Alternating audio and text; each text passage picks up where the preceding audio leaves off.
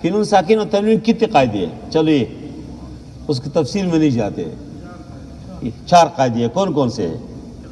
اقلاب، ماشاءاللہ، قلب تبدیلی کو بولتے ہیں. دوسرا اظہار، تیسرا اخفاء، چوتھا ادغام. یعنی بس وہ ترتیب جو بھی ہو، اقلاب، ادغام، اظہار اور اخفاء. ہاں یہ جو 14 حروف ہے، اقلاب کے حرف نکالے. اقلاب کون سے ہیں؟ با میں، با کو نکالو. اور حروف حلقی نکالے. حروف حلقی کتنے؟ 6 ہے. اور حروف ارملون نکالے. حروف ارملون کتنے؟ 6. یا، را، میم، لام، واو، نون، 6 حروف ہو گئی. اور ایک الف تو ایسا نہیں آئے گا. نون ساکن تنوین کے بعد الف نہیں آئے گا.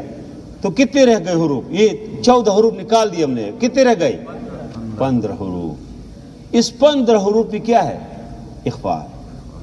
ماشاءاللہ اس کی مثال تھوڑے سے ہم نے پڑھ بھی لیے، اور اس کتاب میں آپ خود اس کو پڑھیں گے انشاءاللہ. صحیح ہے.